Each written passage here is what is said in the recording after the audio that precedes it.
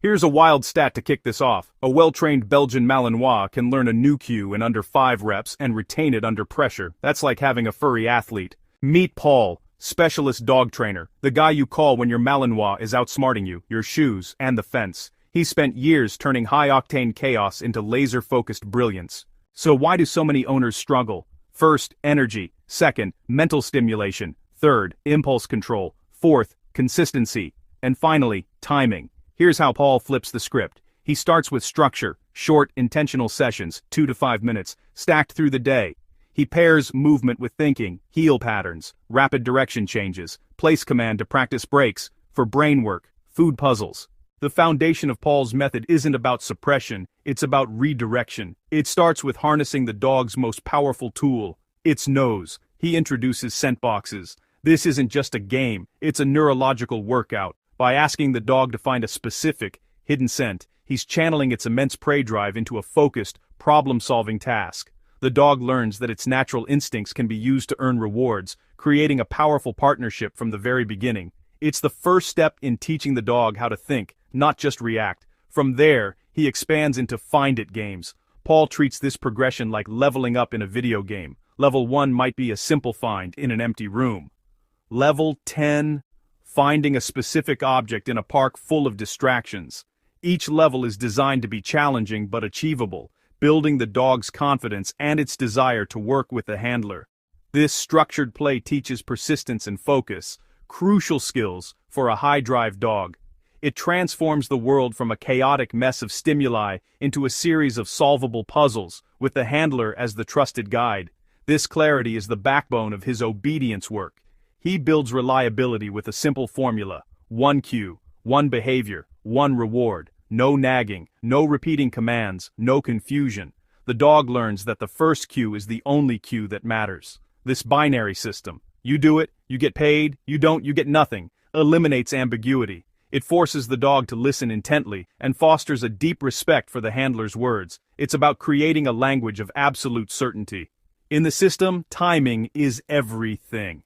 The bridge between the correct behavior and the reward is a marker word, like yes. This word is a promise. It's a verbal snapshot, fired the exact instant the dog nails the behavior. The moment it sits, the second its nose touches the target. This precision is non-negotiable. It communicates to the dog with pinpoint accuracy what it did to earn its paycheck. Then, you pay fast. The reward must follow the marker immediately.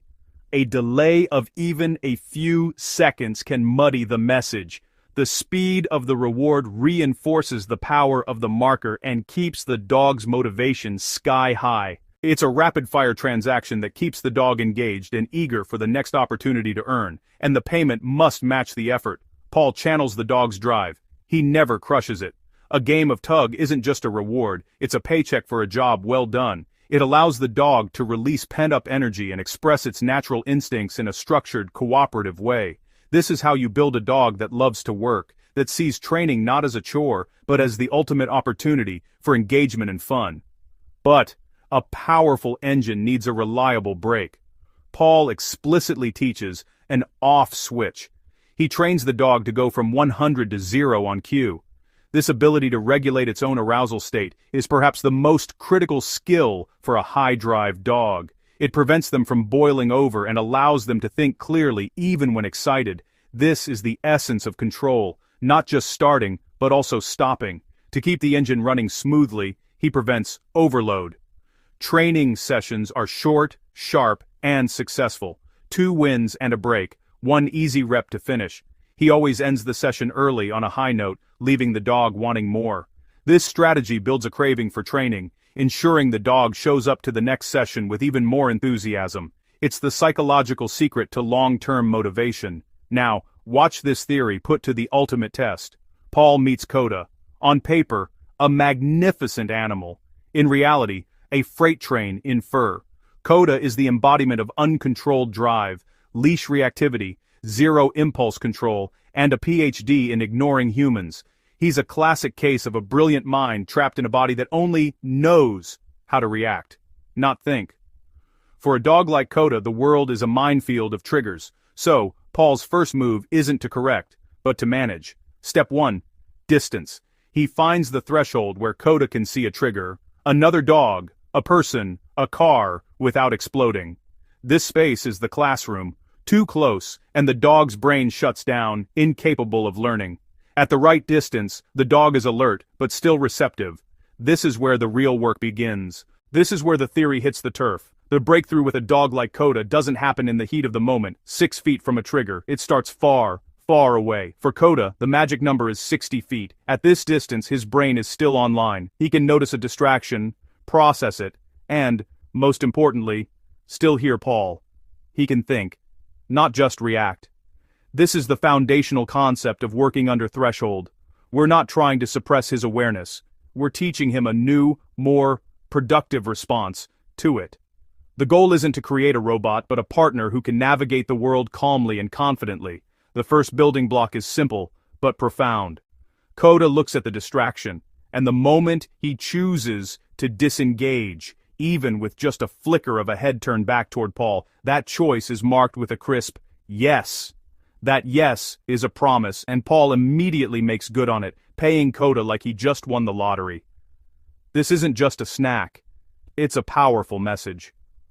Looking away from that interesting thing and checking in with me is the most profitable thing you can do right now. We're literally rewiring his brain to find more value in engagement than in fixation.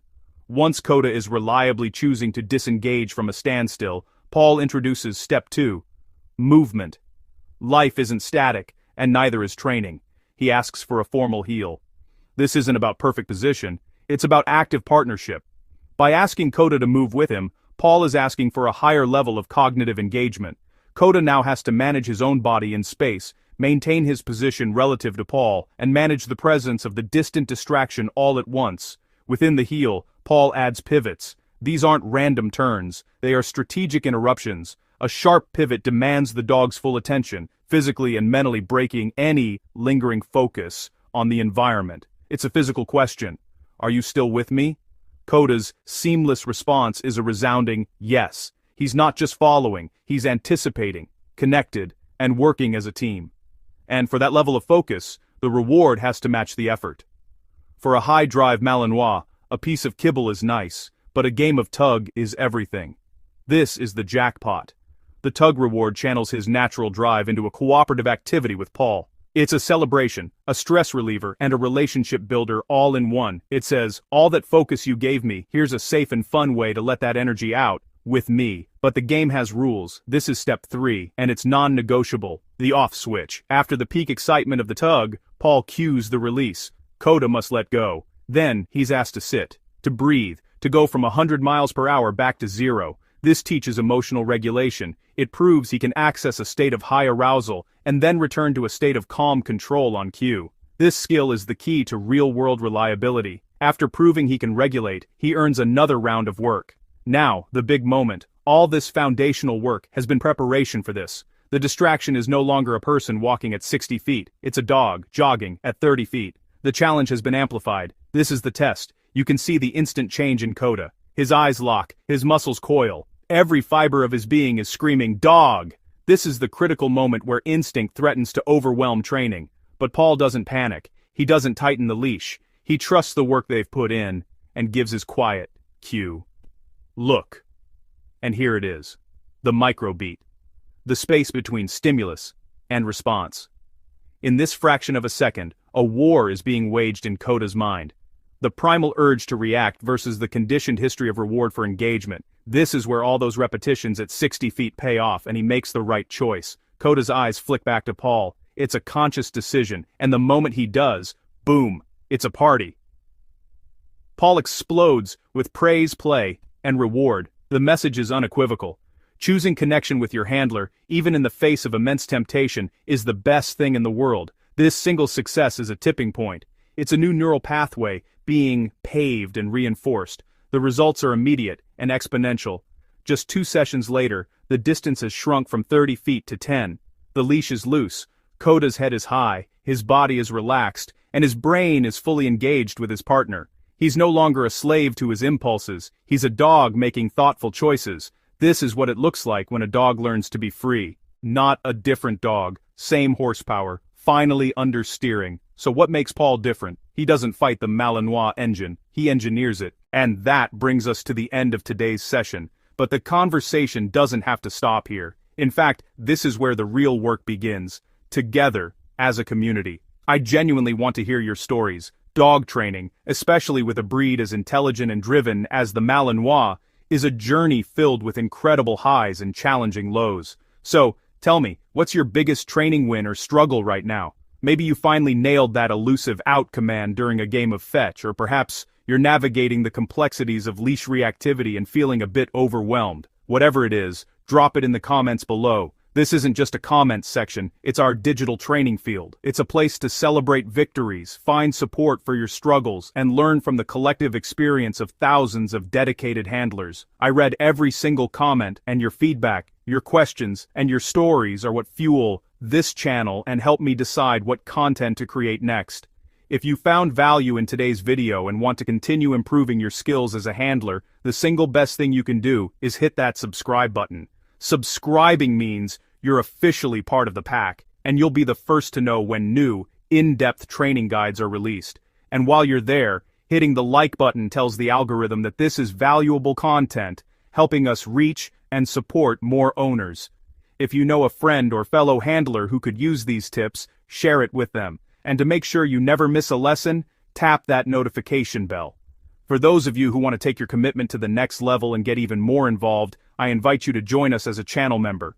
This is your all-access pass. You'll get exclusive behind-the-scenes content where you can see the unedited, raw training moments, the successes and the mistakes. You'll also get access to our members-only live Q&A sessions, where we can dive deep into your specific questions in real time. Plus, you'll get early access to all of our public videos, so you can start implementing new techniques before anyone else. Your support through super thanks and memberships is what makes this all possible. It directly helps pay for the platforms, the camera gear, the editing software, and the time it takes to research, film, and produce the high-quality, in-depth content I strive to bring you every single week. It allows me to keep this information accessible to everyone. So, from the bottom of my heart, thank you. Now don't go anywhere just yet. If you enjoyed the principles we discussed today, and you want more from the master himself, you absolutely have to watch the next video. I sat down with Paul, and he shared his top 5 Malinois training tips. Trust me when I say, it's a complete game changer that will redefine how you approach your training sessions. Click the video on your screen now, and I'll see you over there.